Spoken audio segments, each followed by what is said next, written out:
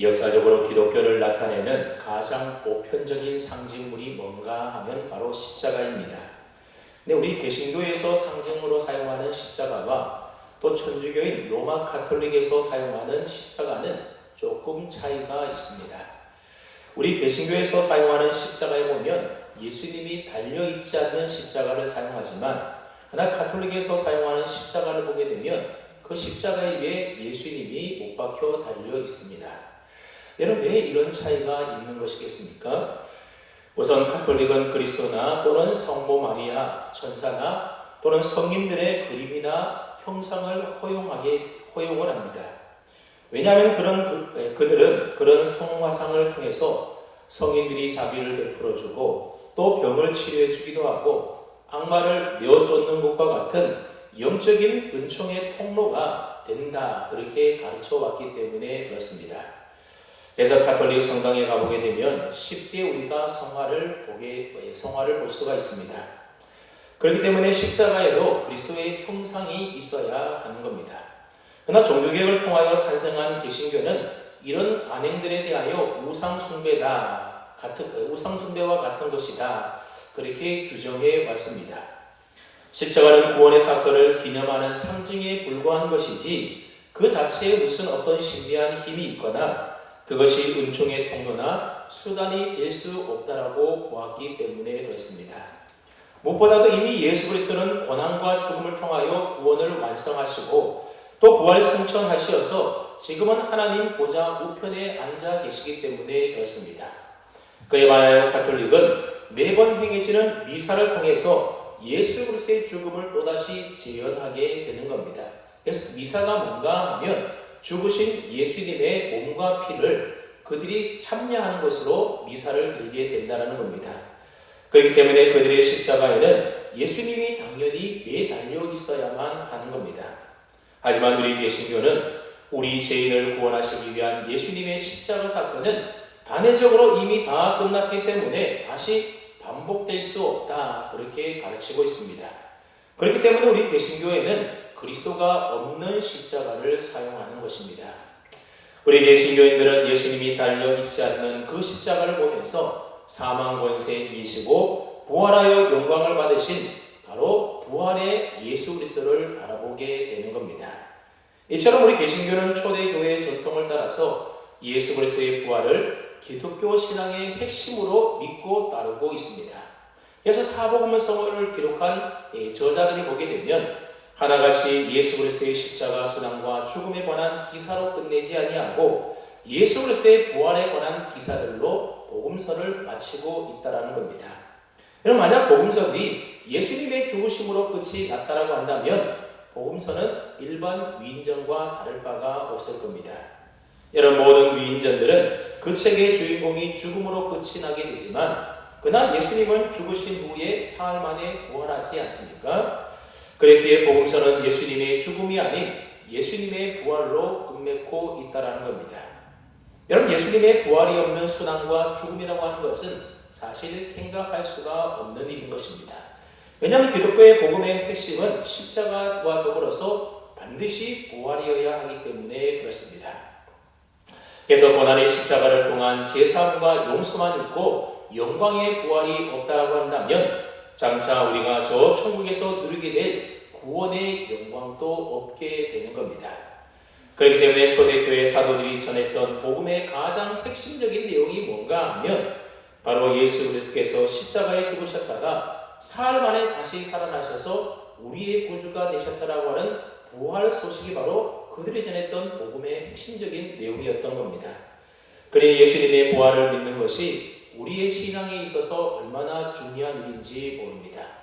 여러분, 오늘 본문은 요한복음에 나타난 부활하신 예수님에 대한 첫 번째 내용이 기록되어 있습니다. 요한복음 20장에는 예수님의 부활과 관련된 4가지 에피소드의 이야기가 나오게 됩니다. 근데 요한은 예수님의 부활에 관한 이야기를 하면서 다른 복음서들과는 달리 어디에 초점을 맞추어서 이야기를 기록하고 있는가 하면 그 당시 상황에서 제자들을 포함한 사람들이 예수님의 부활을 얼마나 믿기 힘들어 했는지 거기에 초점을 맞추어서 이야기를 기록하고 있다는 겁니다. 사도 요한이 왜 그렇게 했는지에 대해서는 설교 끝부분에 가서 설교를 정리하면서 다시 한번 여러분들에게 좀 얘기를 해드리도록 하겠습니다.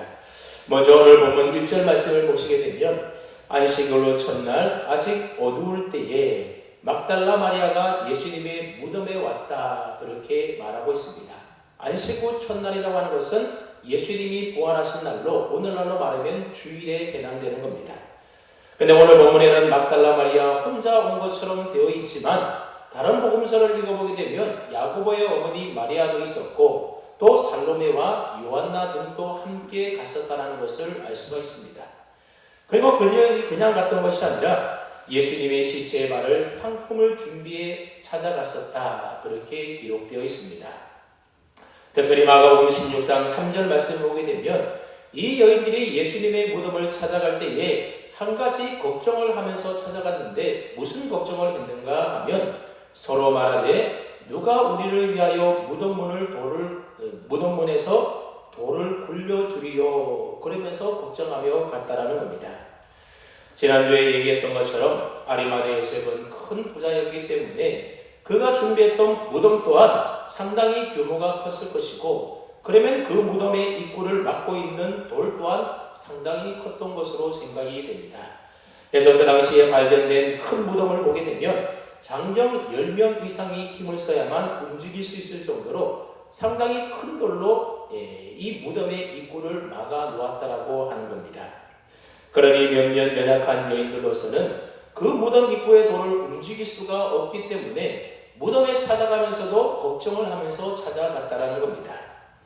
여러분, 여인들이 이런 걱정을 했다라고 하는 것은 예수님의 부활에 대한 그들은 일말의 기대도 하지 않았고 상상조차도 하지 않았다는 것을 반증하지 않습니까? 그런 것은 예수님의 제자들도 마찬가지였다라는 겁니다. 예수님께서 생전에 부활에 관한 말씀을 하지 않으셨다면 물론 그렇게 생각할 수도 있었겠지만 우리가 아는 것처럼 예수님께서는 이미 여러 차례 거쳐서 십자가에 못 박혀 죽을 것이지만 그러나 사흘 만에 다시 살아날 것이다. 부활에 대하여 아주 강력하게 예고한 바가 있었다는 겁니다. 그런데도 그들은 예수님의 그 말에 대하여 흘려들었고 마음에 새기지 않았던 것 같습니다. 왜냐하면 예수님이 하셨던 그 부활에 관한 말은 그들의 관심사 밖의 일이었기 때문에 그렇습니다. 근데 참 아이러니한 것이 뭔가 하면 예수님의 제자들과 또 예수님을 따랐던 자들은 예수님의 부활에 대하여 생각조차도 하지 않고 믿지 않고 있었는데 예수님을 잡아 십자가에 못 박아 죽였던 제사장들과 바리새인들은 예수님이 하셨던 그 부활에 관한 말씀에 대하여 잊지 않고 기억하고 있었다라고 하는 겁니다. 그래서 예수님께서 돌아가시게 되자 그들은 빌라도에게 찾아가게 됩니다. 그리고 빌라도에게 말하기를 이 예수라는 사람이 살아있을 때에 사흘 후에 자기가 다시 살아날 것이라고 한 말을 우리가 기억합니다. 그러니 군사들을 보초로 좀 세워주어서 3일 동안만 무덤을 좀 지키게 해달라고 빌라도에게 부탁을 했던 겁니다.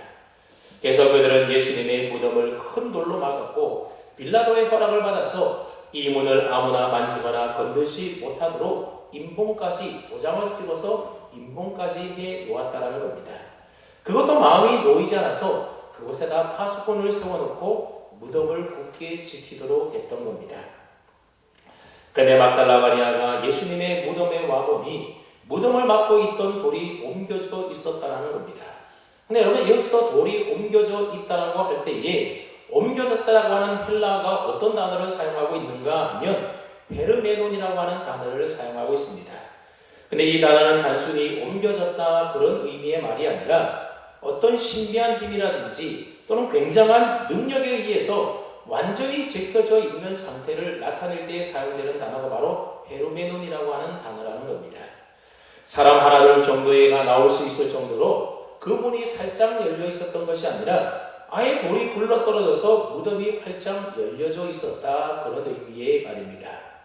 어떻게 보면 이렇게까지 활짝 열릴 필요가 있을까 그런 생각이 들 정도로 무덤을 막고 있었던 돌이 굴러떨어져 있었다고 하는 겁니다.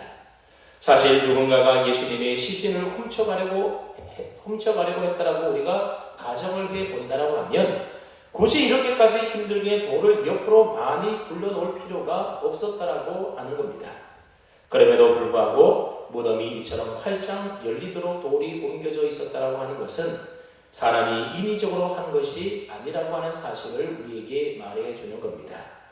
마태복음 28장 2절 말씀에 보게 되면 무덤이 이처럼 활짝 열릴 정도로 돌이 옮겨진 이유에 대하여 밝히고 있는데, 마태복음 28장 2절 말씀에 보면 큰 지진이 나며 주의 천사가 하늘로부터 내려와 돌을 굴러내었다, 그렇게 기록하고 있습니다. 지진이 났었고 또 천사가 하늘에서 내려와서 돌을 굴려냈으니 무덤이 활짝 열릴 만큼 돌이 멀리 옮겨져 있었다라고 하는 겁니다. 그래서 요한은 지금 이 사건을 기록하면서 예수님의 무덤이 이처럼 활짝 열릴 정도로 돌이 옮겨졌다라고 하는 그 사실을 기록하면서 예수님이 부활하신 중요한 흔적에 대하여 지금 기록하고 있는 것입니다. 아무튼 누가 무덤에 돌을 옮겨줄까 걱정했던 막달라 마리아는 그 큰 돌이 옮겨져서 무덤이 활짝 열려있는 그 광경을 보고서는 깜짝 놀라게 되었습니다. 그래서 그녀는 곧바로 이 사실을 시몬 베드로와 예수님께서 사랑하시던 그 다른 제자에게 달려가서 알려주게 됩니다. 근데 여기서 말하는 예수께서 사랑하시던 그 다른 제자가 누구인가 하면 바로 지금 요한복음을 기록하고 있는 요한 자신을 가리키는 말입니다. 그래서 우리가 요한복음을 읽어보게 되면 요한은 자신을 가리켜서 이런 식으로 주로 표현하고 있는 것을 보게 됩니다. 근데 막달라 마리아가 베드로와 요한에게 와서 뭐라고 알려줍니까? 2절 하반절을 한번 보십시오. 2절 하반절을 보게 되면 사람들이 주님을 무덤에서 가져다가 어디에 두었는지 우리가 알지 못하겠다 하니, 그렇게 말하고 있습니다. 여러분, 이 말에 따르게 되면 막달라 마리아가 베드로와 요한에게 전해준 소식은 예수님께서 부활하셨다라는 소식을 전해준 게 아니었다라는 겁니다. 그녀가 본 것은 그저 돌이 굴러져 있었다라는 것과 무덤이 비어 있었다라는 것이 전부였다라고 하는 겁니다. 그래서 달려가는 내내 막달라 마리아는 아마도 누가 예수님의 시신을 훔쳐갔는지 걱정하면서 달려갔던 것 같습니다.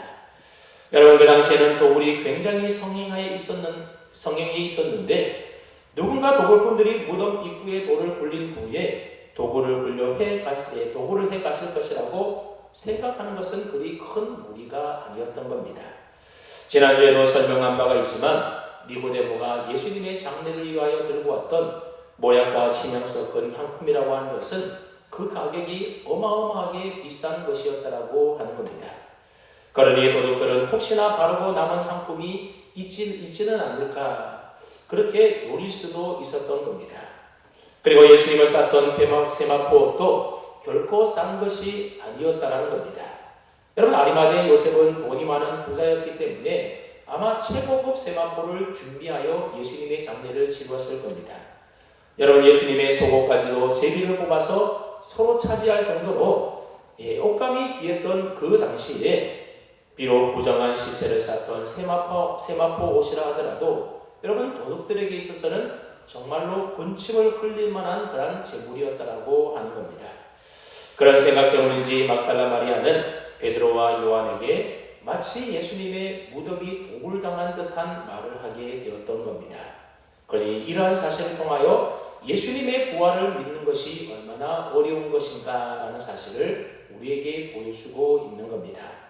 근데 막달라 마리아가 예수님의 무덤이 열려 비어 있다는 사실을 베드로와 요한 두 사람에게 알렸는데, 이 두 사람에게 알렸다는 것에 대해서 나름대로 큰 의미가 있다라고 여겨집니다. 오늘날 여성분들이 들으면 좀 기분이 나쁠 수도 있겠지만 그 당시의 여자들은 법정의 증인으로서의 자격을 갖고 있지 못했습니다. 그렇기 때문에 반드시 남자 장정 2명 이상의 증인이 있어야만 어떤 사실에 대하여 증명을 할 수 있는 조건이 되었다라고 하는 겁니다. 그래서 오늘 본문을 기록한 요한은 예수님의 부활에 대한 신빙성을 증명하기 위해서 예수님이 부활하신 빈 무덤 장소에 베드로와 자신이 함께 있었다라고 하는 사실에 대하여 명확하게 지금 밝히고 있는 겁니다. 그에 반하여 유대인의 풍습을 잘 알지 못했던 누가는, 그래서 누가복음에 보게 되면 베드로 혼자 무덤에 간 것으로 기록되어 있습니다. 하지만 요한은 분명히 자신도 함께 있었다. 둘이 함께 있었다라고 밝히고 있는 겁니다. 아무튼 베드로와 요한은 막달라 마리아의 말을 듣자마자 놀라움과 걱정 속에서 무덤을 향하여 달려가게 되었습니다. 근데 사전 말씀에 보면 좀 재미있는 표현의 말이 나오는데 요한이 베드로보다 더 빨리 달려가서 먼저 무덤에 도착했다라는 겁니다. 무슨 지금 달리기 대회 하는 것도 아닌데 요한이 베드로보다 더 빨리 달려갔다라는 겁니다. 왜 그렇겠습니까? 아마도 요한은 더 젊었기에 베드로보다도 훨씬 더 빨리 먼저 무덤에 도착했던 것 같습니다. 그런데 무덤에 도착한 요한은 무덤 안에 들어가지 아니하고 무덤 밖에서 세마포가 놓여있는 것만 확인했다. 오늘 본문이 그렇게 설명을 합니다. 여러분, 왜 요한이 먼저 도착했음에도 불구하고 무덤에 들어가지 않고 밖에서만 있었는지에 대해서 사람들은 나름대로 여러 가지 설명들을 하고 있습니다.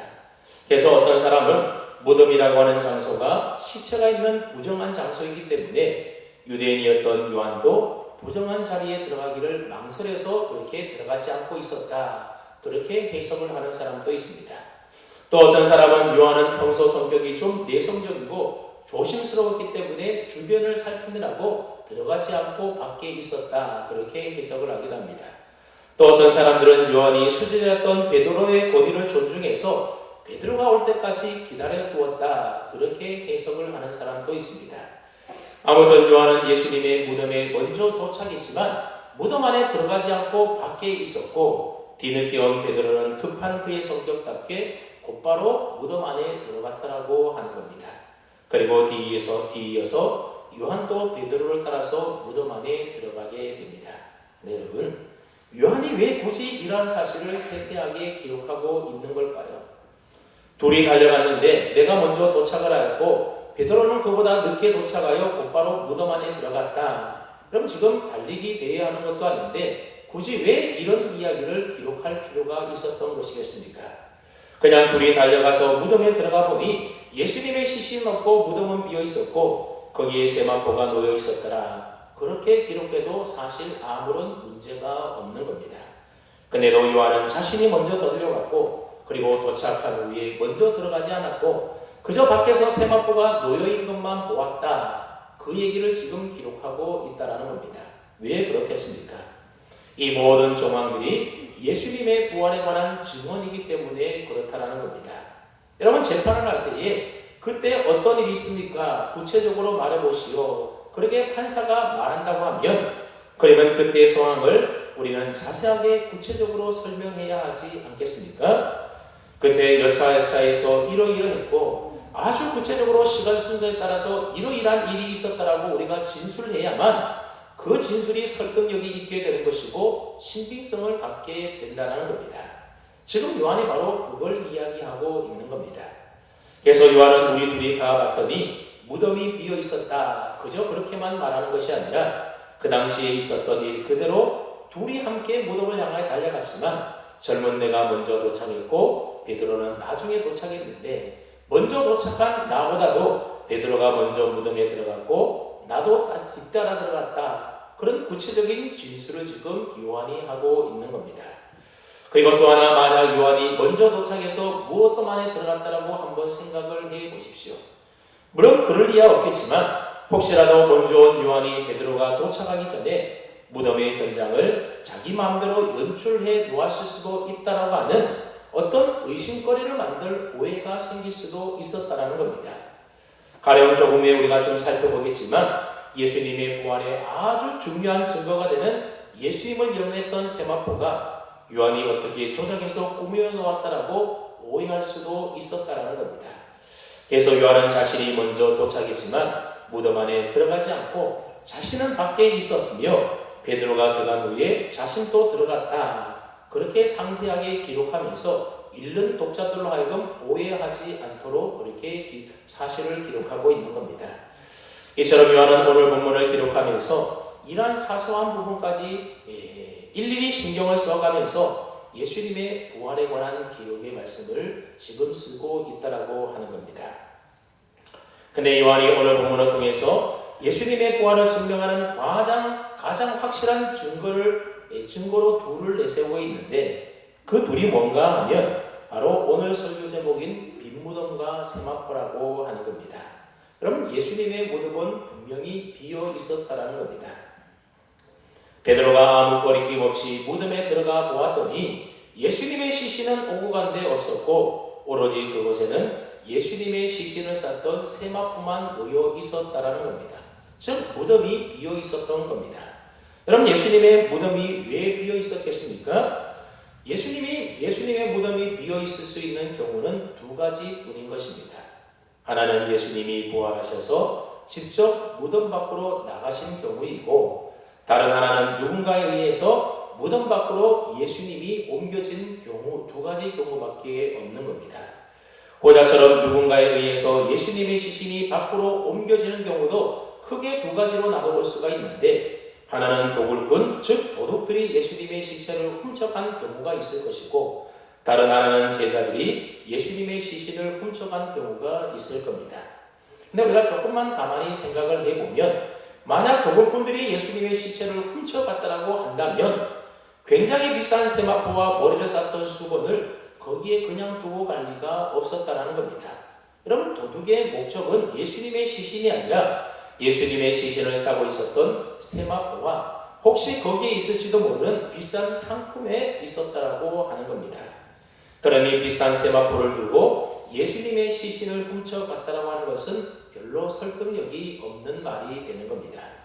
또한 유대 종교 지도자들의 말처럼 예수님의 제자들이 예수님의 시체를 훔쳐갔다라고 하면 무덤 입구에 로마 군인들이 무기를 들고 철통같이 그곳을 지키고 있었는데 어떻게 제자들이 예수님의 시신을 훔쳐갈 생각을 할 수가 있었겠습니까? 혹 무덤을 지키던 로마 군인들이 피곤해서 졸았다라고 가정할 때에도 만약 제자들이 예수님의 시체를 훔쳐갔다라고 한다면 그 긴박한 상황에서 최대한 빨리 들키지 않게 신속하게 훔쳐가야 하지 않겠습니까? 그러니 만약에 제자들이 훔쳐갔다라고 한다면 시신을 둘둘 감싸고 있는 세마포를 풀 필요도 없이 세마포를 둘러싼 그대로 예수님의 시신을 훔쳐서 달아나지 않았겠습니까? 그리고 누군가 예수님의 시신을 훔쳐갈 것이라고 하면 앞서 얘기한 것처럼 굳이 힘들게 큰 돌을 저 멀리 옮겨 놓을 필요도 없이 조금만 옆으로 살짝 옮겨 놓고 시신을 훔쳐갔을 겁니다.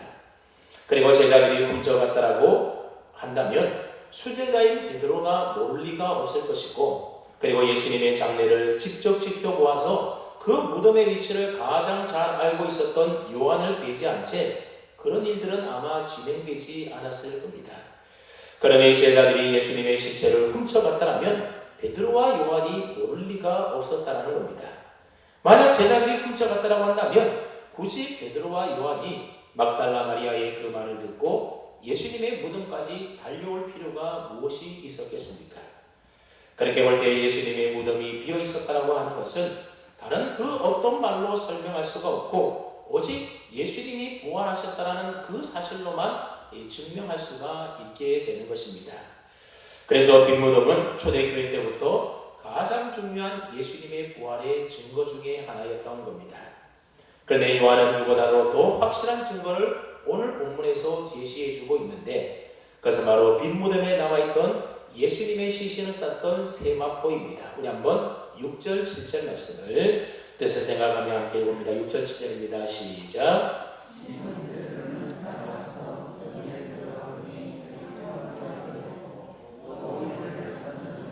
세마포와 함께 놓이지 않고 딴 곳에 쌌던 대로 놓여 있더라. 베드로가 무덤에 들어가 보니 예수님의 시신을 쌌던 세마포가 놓여 있는 겁니다. 그런데 베드로가 자세히 보았더니 예수님의 머리를 쌌던 수건이 세마포와 함께 놓이지 않고 딴 곳에 쌌던 그대로 놓여 있었다라고 하는 겁니다. 근데 우리말로 번역된 이 성경의 표현대로라고 한다면 예수님께서 일어나셔서 세마포를 다 벗으시고 그 벗은 세마포를 한쪽에다 놓고 그리고 자신의 머리와 얼굴을 둘러 감쌌던 수건을 풀어서 잘 정리해서 딴 곳에 놓고 가셨다. 우리말 성경에 보면 이렇게 생각할 수가 있다라는 겁니다. 그러나 이 말씀이 원문에는 어떤 의미의 말인가 하면 예수님을 감쌌던 세마포와 수건이 시체를 감쌌던 모형 그대로 놓여 있었다. 그런 의미의 말입니다. 그래서 이전에 사용했던 개역 한글판 성경에 보게 되면 머리에 쌌던 수건은 딴 곳에 개켜 있더라 그렇게 번역을 했었는데, 이 개켜 있더라고 하는 말이 잘못된 번역이기 때문에 그래서 개역 개정판에는 이 말을 원문의 의의에 맞게 조금 더 맞게끔 번역을 해서 오늘 본문에 보면 쌌던 대로 놓여 있더라 그렇게 수정해서 번역을 해 놓았다는 겁니다. 여러분, 개켜 있더라고 하는 말은 무슨 말입니까? 잘 접어서 놓았다 그런 의미의 말이지 않습니까? 그런데 예수님의 시신을 쌌던 세마포와 수건은 잘 접어서 이렇게 딴 곳에 놓여 있었던 것이 아니라 원래 시체를 쌌던 그대로 놓여 있었다라고 하는 것이 원문의 의미라는 겁니다. 마치 여름에 나무가지에 달려있는 매미꼬치를 보면 어떻습니까? 꼬치는 모양 그대로 있지만 매미만 쏙 빠져나간 겁니다. 그러니까 무덤 안의 세마포와 수건은 둘둘 벗겨진 것이 아니라 예수님의 몸만 그대로 쏙 빠져나와서 시체를 쌌던 모양대로 놓여 있었다라고 하는 겁니다. 그렇다면 7절에서 말하고 있는 머리에 쌌던 수건이 딴 곳에 놓여 있었다라고 하는 말은 무슨 말이겠습니까? 만약에 예수님이 그대로 쏙 빠져나왔다라고 한다면 이 수건과 또 몸을 쌌던 세마포가 한 자리에 있어야 되는데 딴 데 있었다 그렇게 말하고 있다는 겁니다. 여러분, 우리말에는 마치 머리에 쌌던 수건의 놓인 장소가 세마포가 놓인 곳에서 아주 멀리 떨어진 다른 장소에 놓여인 것처럼 그렇게 보여진다라고 하는 겁니다. 하지만 이 딴 곳이라고 하는 헬라어를 보게 되면 헤나톤이라고 하는 말이 사용되고 있는데 그런 의미의 말이 아니라고 하는 겁니다. 이 말은 몸을 쌌던 세마포와 머리에 쌌던 수건이 하나로 연결된 것이 아니라 따로 떨어져 분리되어 있는 것을 표현하는 의미의 말인 것입니다. 즉 유대인의 장례법에 의하게 되면 시신을 세마포로 싸게 되는데 그 몸은 아랫부분까지만 싸게 되는 겁니다. 그리고 별도의 세마포천으로 터번처럼 머리와 얼굴을 둘러싸게 되고 그래서 관에 넣지 않고 관 없이 그냥 눕혀놓게 된다는 겁니다. 그러니 머리를 쌌던 수건은 오늘날 우리가 쓰는 그런 수건으로 생각하면 안 되는 것입니다. 이처럼 유대인의 장례법에 따르게 되면 시체는 두 부분으로 따로 싸게 되었던 겁니다. 그러다 보니 머리에 쌌던 세마포와 몸을 쌌던 세마포는 하나가 아니라 둘로 따로 떨어져 분리되어 있는 것입니다. 예수님의 장례도 유대인의 장례법대로 그 세마포를 쌌다라고 19장 40절에서 그렇게 말하고 있지 않습니까? 예수님의 시신을 쌌던 세마포도 두 부분으로 나누어서 따로 쌌다 그런 말입니다.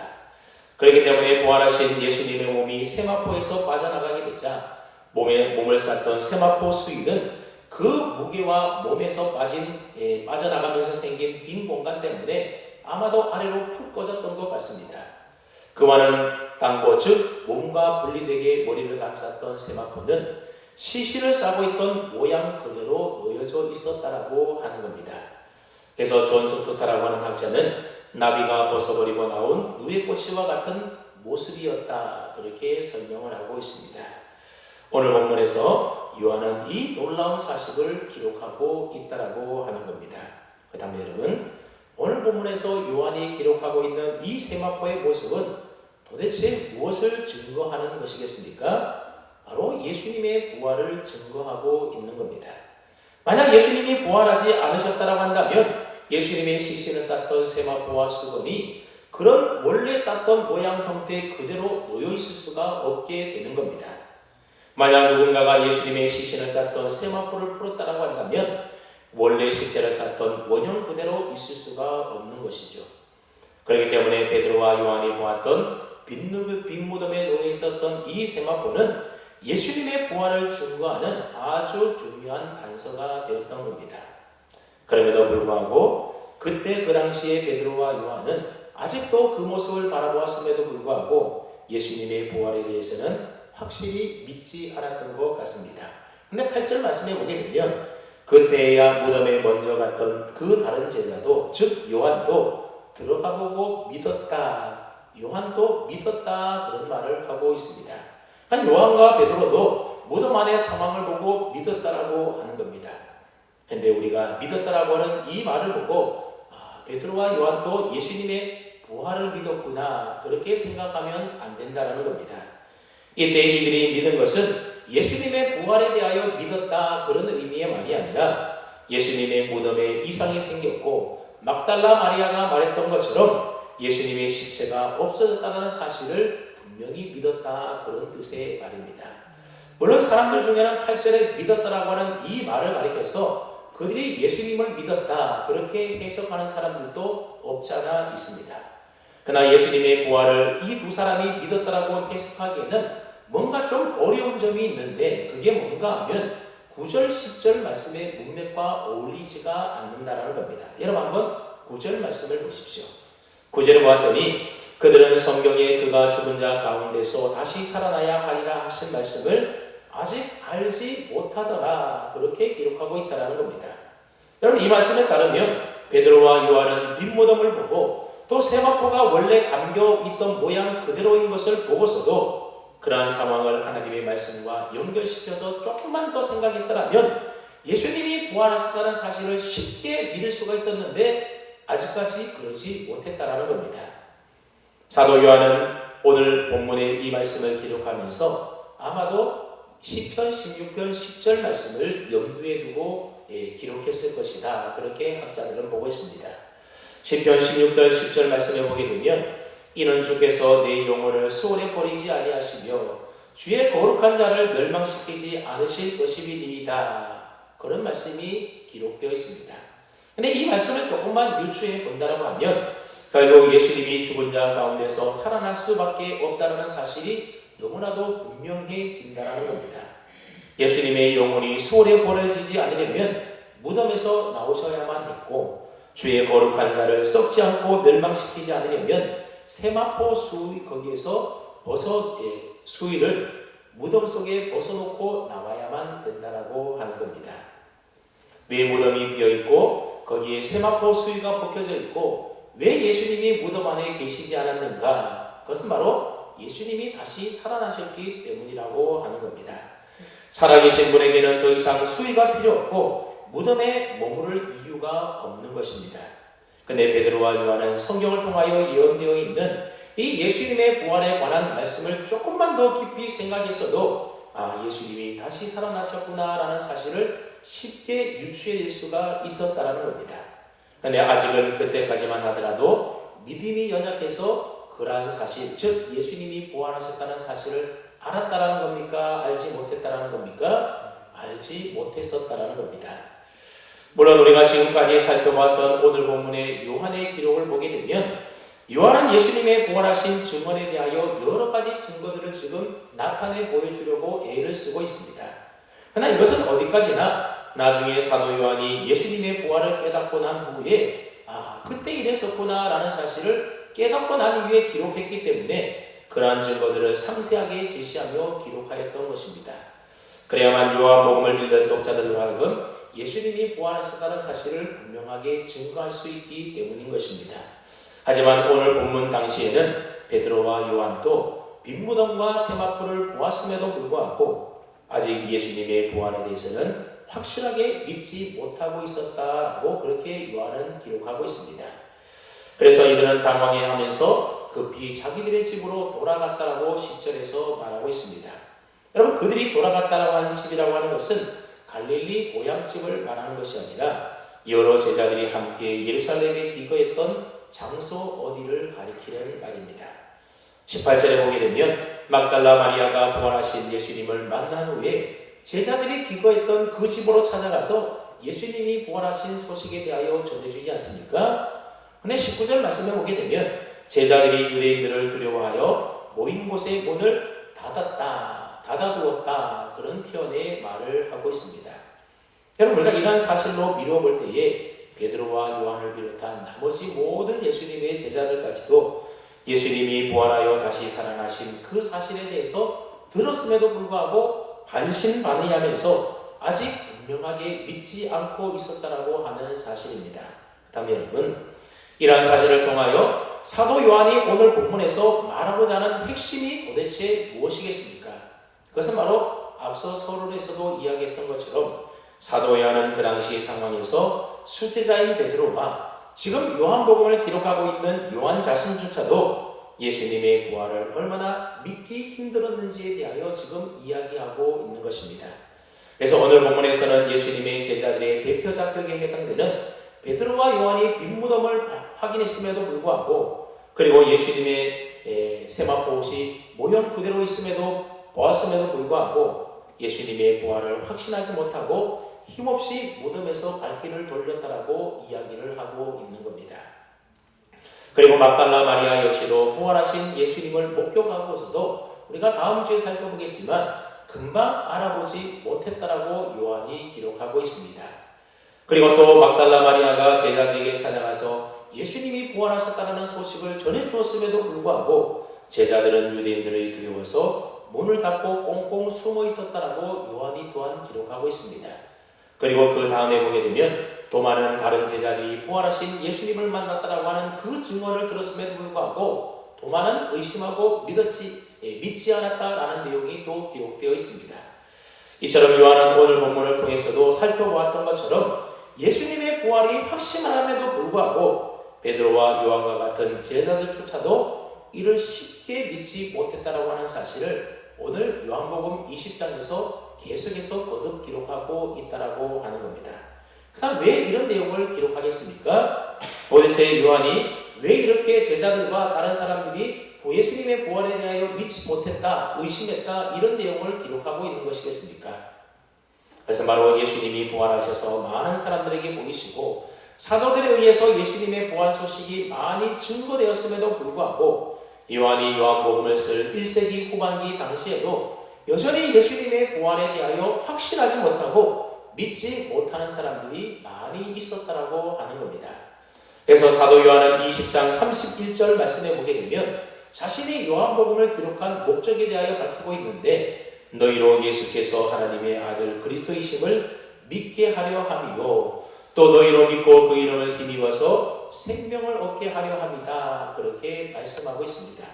즉 사도 요한은 요한복음을 읽는 자들로 하여금 예수님을 믿고 생명을 얻어서 구원을 얻게 하기 위하여 지금 이 요한복음을 쓰고 있다라고 하는 겁니다. 그런데 그 당시에 사람들이 예수님을 믿고 생명을 얻는 데 있어서 가장 큰 걸림돌이 무엇이었는가 하면 바로 예수님이 죽었다가 사흘 만에 다시 살아나셨다라고 하는 이 부활신앙에 대해서는 믿지 못하는 사람이 많이 있었다라는 겁니다. 그래서 요한은 예수님이 부활할 당시에도 제자들을 비롯한 여러 사람들이 예수님의 부활을 믿지 못했지만 후에 나중에 믿게 되었음을 보여주면서 그들로 하여금 위로와 함께 부활신앙을 가지도록 독려하고 있다라고 하는 겁니다. 지금 요한복음을 기록하고 있는 나 요한조차도 그때는 그랬다라는 겁니다. 또 초대교회 지도자였던 베드로조차도 그랬었다라고 이야기를 하는 겁니다. 그러니 너희가 지금은 예수님의 부활을 믿지 못한다고 해서 너무 그렇게 걱정하고 염려할 필요가 없다라는 겁니다. 그래서 요한은 20장의 결론으로 예수님께서 도마에게 하신 말씀을 제시하고 있는데 27절과 29절 말씀을 보게 되면 예수님의 부활을 믿지 못하던 도마를 향한 예수님의 말씀이 기록되어 있습니다. 먼저 27절에 보면 그리하여 믿음 없는 자가 되지 말고 믿는 자가 되라. 믿음 없는 자가 되지 말고 믿는 자가 되어야 한다는 겁니다. 그 다음에 29절 말씀에 보면 너는 나를 본고로 믿느냐 보지 못하고 믿는 자들은 복되도다 하시니라. 보지 않고 믿는 자가 더 복되다라고 예수님이 말씀하고 있는 겁니다. 여러분 예수님의 이 말씀은 오늘을 살아가는 우리에게도 주시는 주님의 말씀이라고 하는 겁니다. 오늘날에도 많은 사람들이 예수님을 믿고 싶어도 예수님의 부활 때문에 믿지 못하겠다라고 하는 사람들이 종종 있습니다. 어떻게 죽은 사람이 다시 살아날 수가 있냐라는 겁니다. 하지만 앞서 얘기했던 것처럼 예수님의 십자가와 부활은 기독교 신앙의 복음의 핵심적인 진리라고 하는 겁니다. 예수님의 부활을 우리가 믿지 못한다고 한다면 우리는 구원을 얻을 수가 없는 것이고 영생을 소유할 수가 없는 것이고 천국에 갈 수가 없는 겁니다. 기독교는 예수 그리스도께서 나를 대신하여 십자가에 죽으셨고 나를 대신하여 부활하신 그 예수님을 믿음으로써 생명과 구원을 얻는 종교가 바로 우리 기독교이지 않습니까? 그렇기 때문에 예수님의 부활을 믿는 것이 무엇보다도 중요한 겁니다. 그래서 사도 바울은 예수님의 부활에 대하여 뭐라고까지 말하는가 하면 고린도전서 15장 14절 말씀에 보게 되면 그리스도께서 만일 다시 살아나지 못하셨으면 우리가 전파하는 것도 헛것이요 또 너희 믿음도 헛것이다 그렇게 말하였습니다.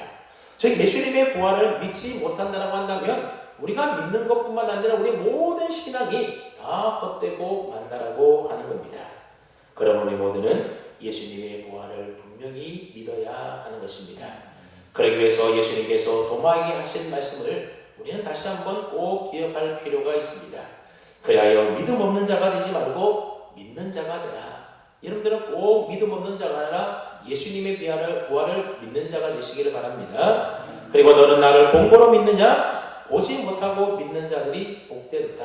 우리는 예수님의 부활을 지금은 볼 수 없지만 그러나 보지 않고 믿는 자들이 더 복되다라는 사실을 분명히 기억하시고 저와 여러분들이 이제 곧 있으면 부활절이 다가오는데 다시 한번 우리를 위하여 십자가에 죽으시고 사흘 만에 부활하신 그 부활신앙을 우리 마음속에 굳게 믿고 새겨서 우리가 언제나 믿음으로 늘 승리하며 살아갈 수 있는 주님의 자녀들 다 되기를 주님의 이름으로 축원합니다. 아멘. 아버지 하나님 감사합니다. 오늘도 저희